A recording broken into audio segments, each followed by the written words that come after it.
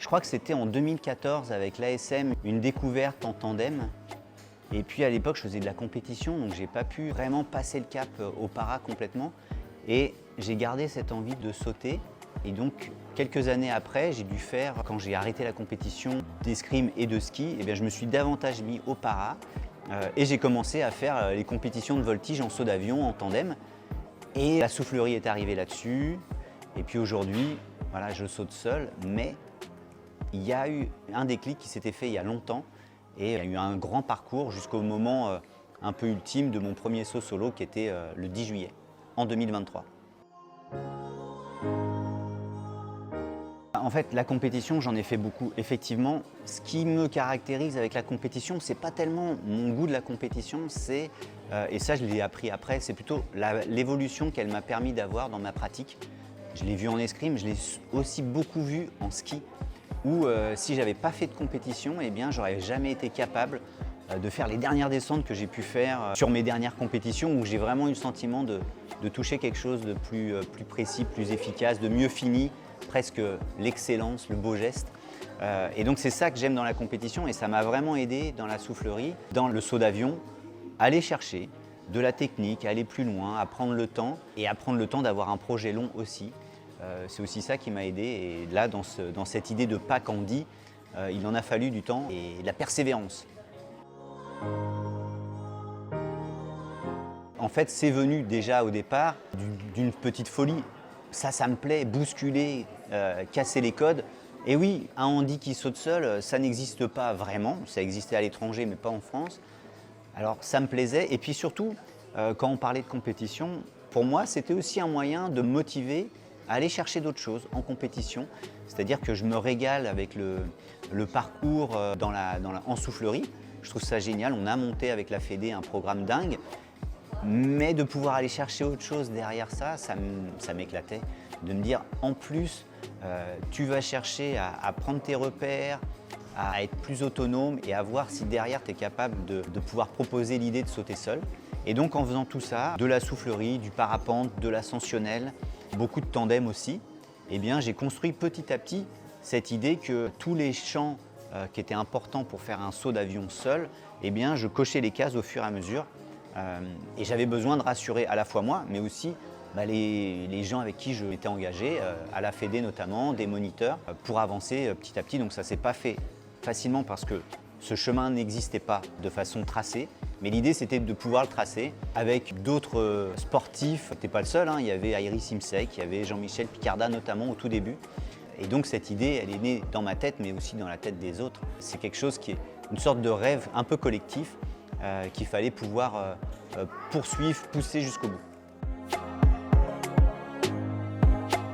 C'est marrant de me remettre en situation, mais pour moi, le truc le plus dingue, c'est tout ce qui s'est passé avant mon premier saut solo de formation.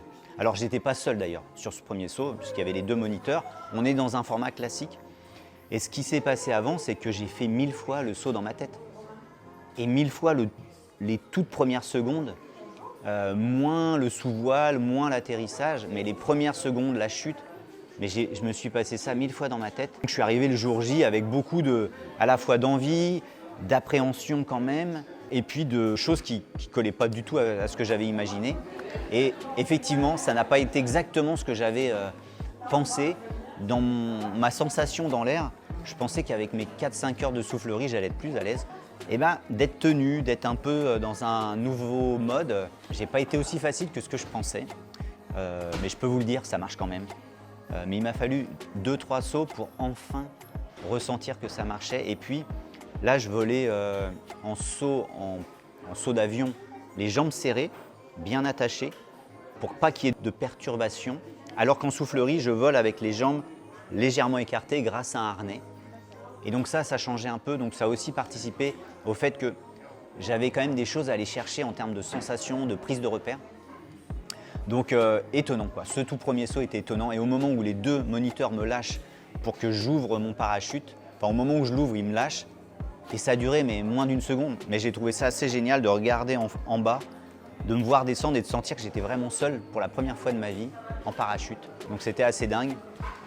Ça, c'était le premier truc fort. Et après, on a enchaîné avec plein de trucs forts, et notamment mon premier saut tout seul.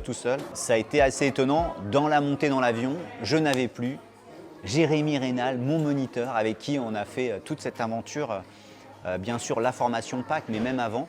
Il n'était pas là dans l'avion, et ça m'a vraiment fait drôle d'être absolument tout seul, c'est-à-dire qu'il y avait du monde, mais je n'avais pas un binôme, soit mon moniteur tandem, soit mon moniteur PAC. Et ouais, ça m'a fait quelque chose, et puis de me jeter dans le vide tout seul, je l'ai fait avec pas mal d'appréhension à nouveau, mais j'y suis allé parce que plein de gens m'ont fait confiance et me disaient hey, « c'est bon, tu peux y aller ».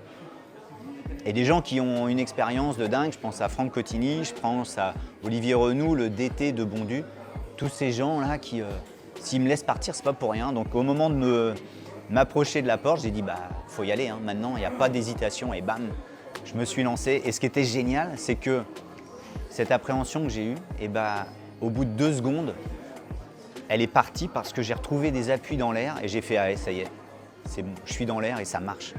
Ça vole ou ça chute, même c'est plus de la chute parce j'ai vraiment l'impression qu'on n'est pas des oiseaux, on n'a pas d'ailes, mais on est plutôt une roquette qui peut se téléguider grâce à la vitesse.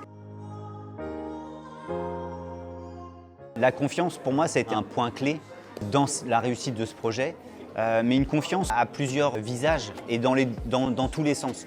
C'est-à-dire que moi, j'avais confiance dans les gens de la Fédé, les moniteurs qui m'entouraient, mais je pense aussi, et on pourrait leur demander, mais qu'ils avaient aussi confiance dans ce que j'apportais. Même s'il y avait ce grain de folie au départ, j'ai cherché toujours à pouvoir répondre à toutes les conditions, les prérequis qu'on me demandait, de faire plus de soufflerie, de faire des tests, de maîtriser le sous-voile avec du parapente notamment. Et finalement, quand on s'est lancé pleinement dans le projet, c'était en toute confiance et dans de l'échange. C'est-à-dire que je pouvais aussi apporter des éléments sur mes sensations, mes idées au départ. Même si je ne connaissais pas tout, je trouvais ça génial de pouvoir dire bah, moi j'aimerais bien essayer jambes serrées parce que je pense que c'est mieux. Et on m'a aussi fait confiance là-dessus, sur une sorte de proposition que j'ai pu faire, une personnalisation avec mon expérience et mon handicap aussi. Parce que si j'avais eu un handicap différent, il aurait peut-être fallu faire d'autres choses. Et je pense qu'à l'avenir, si d'autres se lancent, eh bien, il faudra qu'ils personnalisent. Mais ce qui est top, c'est que la confiance a aidé à ce qu'on puisse y aller, on puisse tester. Et c'est assez marrant parce qu'au début, ça fait vraiment peur de se jeter. Mais avec maintenant mes 20 sauts, je peux dire qu'on n'a pas pris des risques démesurés.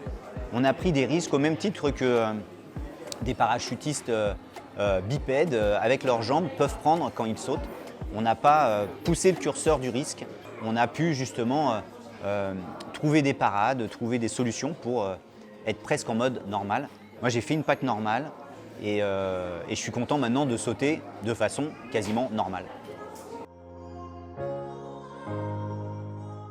Ce que je dirais, c'est que la personnalisation qu'on a pu mettre en œuvre, il faudra la mettre en œuvre à chaque fois pour tous ceux qui vont vouloir maintenant aller plus loin, tester leurs possibilités pour sauter.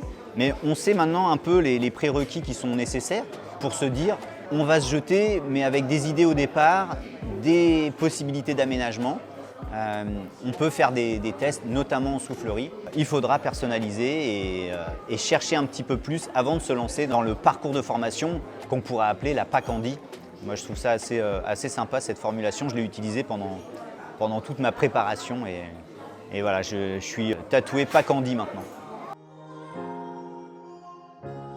Si j'ai pu, moi, faire un saut d'avion seul, c'est parce qu'il y a une volonté de faire avancer le para. Alors certes, ma proposition, elle était un peu à côté du chemin classique, mais elle n'aurait pas existé s'il n'y avait pas eu cette sensibilisation, cette sensibilité de la Fédé, de l'équipe d'aujourd'hui, mais aussi de l'équipe précédente. Ça fait longtemps que les paras accueillent les paras et moi je suis trop content de pouvoir évoluer dans ce milieu-là, ma nouvelle famille. Donc super para ou paranormal, paraplégique, parachutiste, voilà, à fond dans le para.